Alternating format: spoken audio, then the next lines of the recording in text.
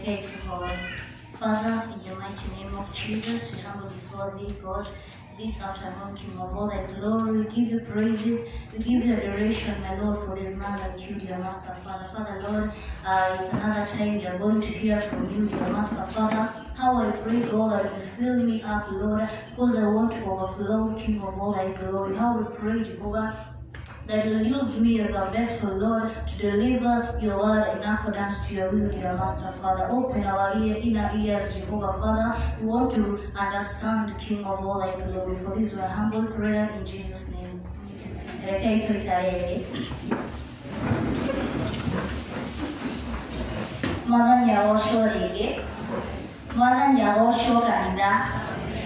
Praise God. Yes, she'll make this session like praise Jesus. Maritwa ni Grace Nyoka Fi Wabuge na Bueni Papa. Yes, niwega to explain here. Yes, and ninyego murekera kigo kya muthenya wa umuthi. Ema ibamana jori ona anoga sadi. Ni ndi wa Sunday school miaka ndikitekeretie guthi hau hari. Praise God. And how I pray that you support us this day as it is our day. Praise Jesus. I'll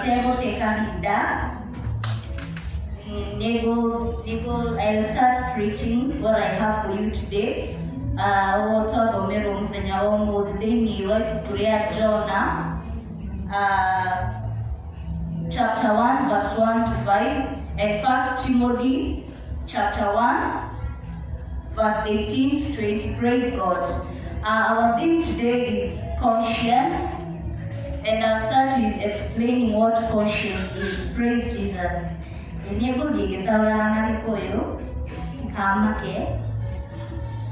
Yeah, so what, according to me, conscience is a personal awareness of right and wrong that one uses to guide his or her own actions to do right. As a conscience na ikoyo to dhamiri, according to me, is that okay, it's that thing or motive that guides you to do what, to know what is right and what is wrong while taking or making your decisions. Praise Jesus. Starting with the book of Jonah. As you all know, Jonah is a familiar. We know the story of Jonah. In this city of Nineveh to prophesy the destruction, because these people had turned from the ways of God. Praise Jesus. They had their wicked ways and they had turned praise God. Nake Jonah niagetirwo guy nagetumwo Nineveh. Nonake what he did, he chose to go to Tarshish akiwate we devo die Nineveh, praise God. Jonah knew that he was doing the wrong thing by going to Tarshish. Praise God. And at this time when he boarded the boat to go to Tarshish at Joppa, praise God. After all, there came a big storm, a great storm. That Negai hated this storm. Praise Jehovah. Yeah, and this storm ilikuwa inataka kuangusha boat, in that the boat was even about to sink. Praise God. And people were asking themselves that no, this great storm. Praise Jehovah. Now, and at this point,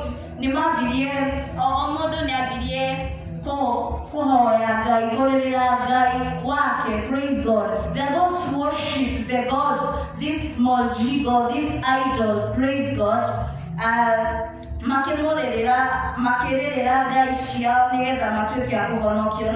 came a point they started asking each other, no,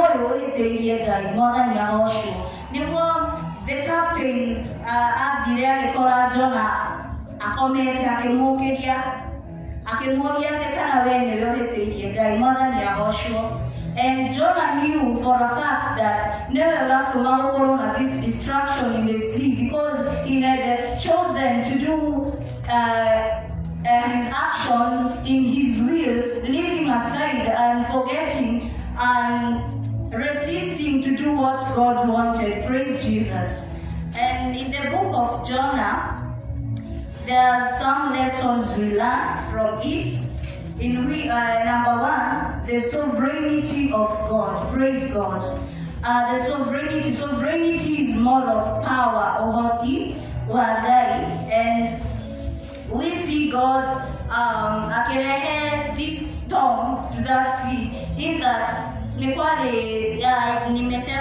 nidauga ati boat no nienda amo sink. Praise God. So God in his sovereignty niare irero ruhoro rware runene muno rwedaga ginya kunina dware othe mari in this boat mwathani agocookanitha enyewe yamu ati smaila hanini mwetire kundora mwi serious oguo muno. Praise God.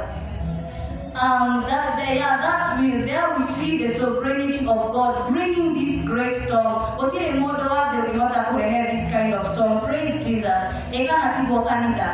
Yeah, it is only God. We also see the sovereignty of God.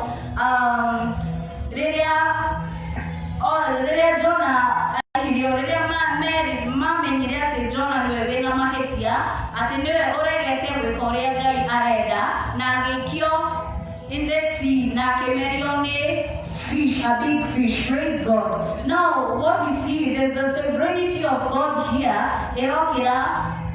God bringing this big fish to swallow Jonah and accomplish his divine mission. Praise God.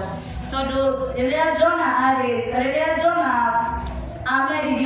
this then he stayed for 3 days and 3 nights, right? Yes, then he prayed God. Praise Jehovah. Yeah, so the other lesson is God's interest in all people. Praise God. God has compassion for all the people of the earth. He has compassion for you. He needs me. He needs you to do his work. He needs you to accomplish the purpose that he called you for. He needs you to accomplish what he has chosen you to minister and to people. He has chosen you to maybe encourage others. That's why I'm saying that God has compassion and interest for all people. And we all are sinners. No one is righteous before the eyes of God. And this afternoon, God is reminding us that he has interest in all people in the book of Jonah. The third lesson is that God is in control. Praise God. God was able to control the storm in that when they repented, that is when they called upon the name of the Lord, and Jonah was alirushwa kwa that sea. He calmed the storm. Praise God. In these many other times in life where we find ourselves in difficulties, right?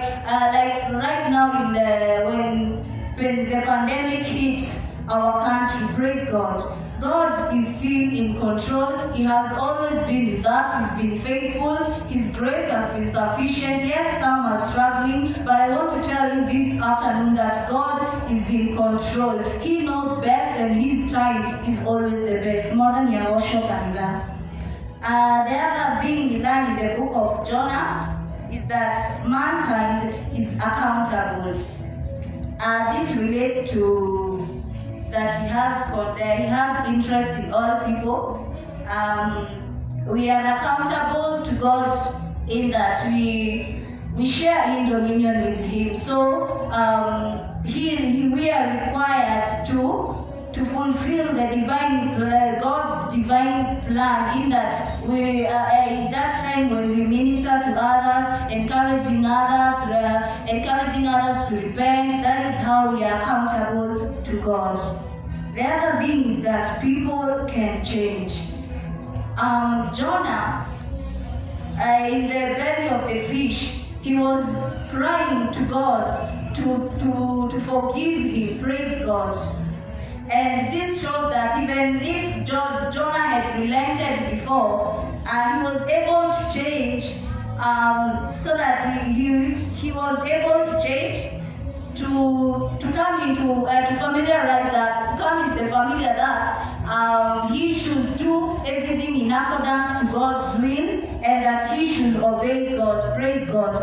Even in this city of Nineveh, the way their wicked ways, and the way they had turned from the face of God and doing all things that did not please God. When Jonah they went to Nineveh and prophesied to them about the destruction that will come if they did not repent, they all repented to God, and God heard them. And this shows that people can change because they turned from their wicked ways, so that God could heal their land, and so that God could rescue their land. The other thing is that repentance requires work. When you look at the people of Nineveh, they had to pray for like 40 days. 40 days. Repenting to God so that there will be no destruction in their land. More than so this tells us that repentance requires work. When we repent, you need to confess your sins to God, because God knows you well, and when you outpour yourself to God, you are have guilt in your heart. Praise God. So it is good to repent and be sincere, because God knows us well, and He knows everything about us. Praise God. The other thing is that we learn from the book of Jonah is the punishment of hell. What do I mean by the punishment of hell? Jonah earlier down there, that big fish, he was crying unto God. He was crying out to God, telling him that to rescue him from that distress he was in. Praise Jesus. And when this crying brings out the punishment of hell. He was crying and he felt like God had turned away his face from him, and that is why he was so hopeless. He was, as in hakuwa anaona kama even God is hearing him. Praise God. And that is this crying out that I'm saying that it symbolizes how Jonah was hopeless. He felt like God had turned his face from him, and that explains the punishment of hell. And the other one is condition. That in the other lesson is that there are conditional prophecies. In that, for example, when the Israelites were moving from Egypt to Canaan, this Canaan was, they had been promised the promised land, that is Canaan, but they had to put their fidelity to God. They had to trust in God so that they will reach that land. So the condition here was to remain faithful to God so that they will see this land of Canaan. So those are 8 lessons we learned from the book of Jonah. And now I'll go to the results of disobeying God. Results of disobeying God. Number 1 is confusion. When you disobey God, you're confusion in your life or where you are. Like they are married in that boat. When the storm came, there was this confusion, like, what is happening? Why is there this storm? Are we going to die? There was confusion all over. Others praying Yahweh, others praying idols. Praise God. That is the confusion. When you disobey God, you'll have confusion in your life. The other thing is that there will be conflict. Conflict, you may have internal, it may be internal, from internal side or external, because you know for a fact that you've disobeyed God. Like now Jonah,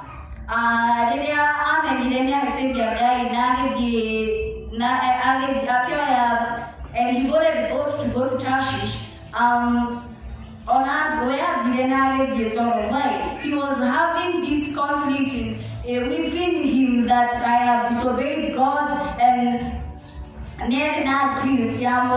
you will have conflict within yourself that will hinder you to maybe even you start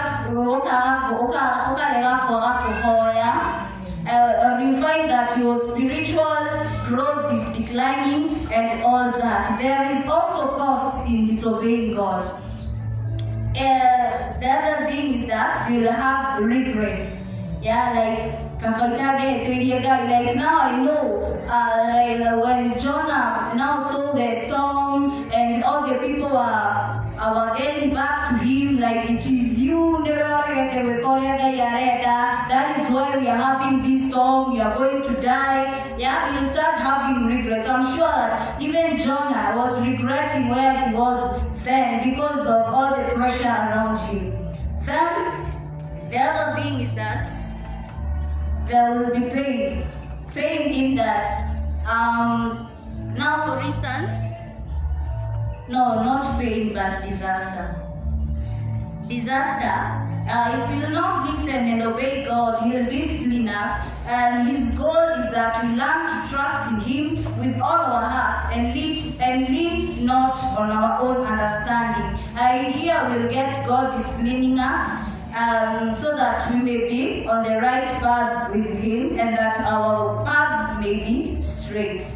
Then the other thing is that we have types of conscience, conscience, dhamiri.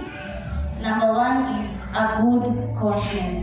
A good conscience is that which is Holy Spirit driven, and when Jesus left the Holy Spirit with us to be guiding us, to take control of us. So when you have a good conscience, you'll be when you have a good conscience which is Holy Spirit driven, you can be sure that all your things you'll be doing, they'll be right. All the decisions that you'll be making will be right. Praise God. Yeah, and the other one is that a weak conscience. A weak conscience mainly applies to leaders. When you have a weak conscience as a leader, you will mislead yourself and the others. Because a leader, you cannot be a leader when you're not followed by anyone or you're not being followed by people. So when you have a weak conscience, you will mislead oneself. This misleads oneself and others. Then there is a convicting conscience.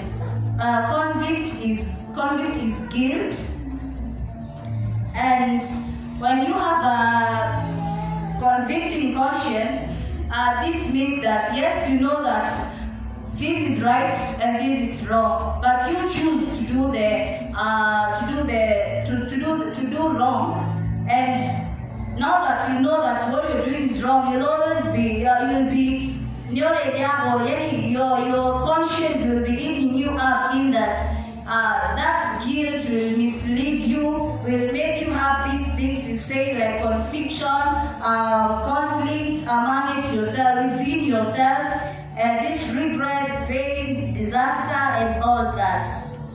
And we all ought to repent, because a life free of ongoing and unconfessed sin, as in when you don't confess your sins to God, then there's this guilt that eats you up all the time. When sometimes you're walking and you're praying maybe, and you know that for sure I've done this, this guilt eats you up, and you feel like God has turned His face from you, He's not hearing your prayers, and all that. We have a defiled conscience. To defile is to make something impure. How do you make your conscience impure? Mindset is everything. We all know that. So when you decide that you are defiling your conscience. Praise God. And when you defile your conscience, you'll find You are not doing things in the right way. Things are not falling in place because, number one, you are not doing anything in accordance to God's will, and other things that God wants you to do. Praise God.